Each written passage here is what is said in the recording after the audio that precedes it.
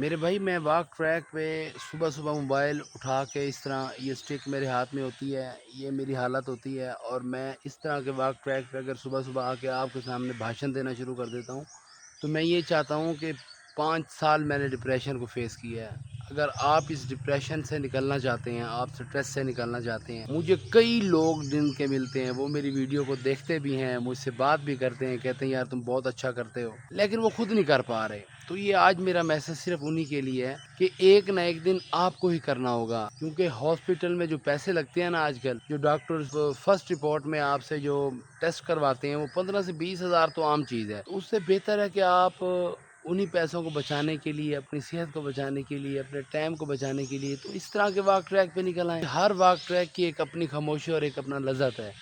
جو جس کا بھی اپنا بنا ہوا ہے واک ٹریک، وہ وہاں پہ جا کے فیل کرے، صبح صبح ان پرندوں کی آوازوں کو، اس طرح کی خاموشی والی جگہوں کو آپ بہت اچھا فیل کریں گے۔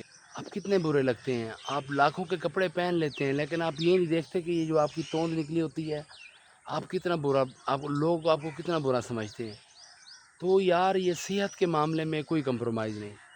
میں تو کہتا رہوں گا، میں تو یہ بھی کہتا ہوں کہ اگر ہر بندہ میری طرح کا پسینہ نکالنا شروع کر دے صبح صرف 1 گھنٹہ، تو پاکستان میں جتنے بھی میڈیکل سٹور ہیں ان میں جتنی بھی دوائیاں ہیں وہ ساری ضائع ہو جائیں گی، کوئی استعمال بھی نہیں کرے گا۔ شرط یہ ہے کہ صبح کا آدھا گھنٹہ آپ نے اپنی واک کو دینا ہے۔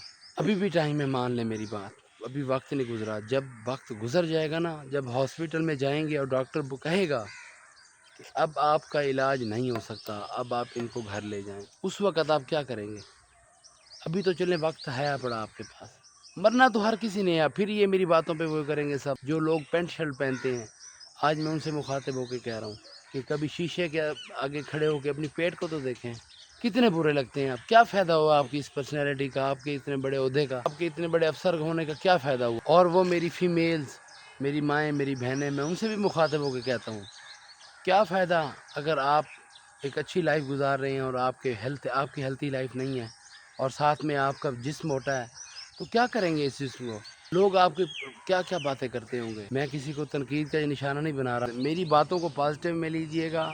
بڑے ہوئے پیٹ اور موٹے جسم، جس کا وزن 80 کلو سے اوپر ہے، اس کے لیے یہ صرف واک ٹریک ہے، یا پھر وہ ہاسپٹل ہیں جہاں پہ کروڑوں روپے لگا کے آپ آ جائیں گے لیکن حاصل کچھ بھی نہیں ہوگا۔ عید کا تیسرا دن اور جمعۃ المبارک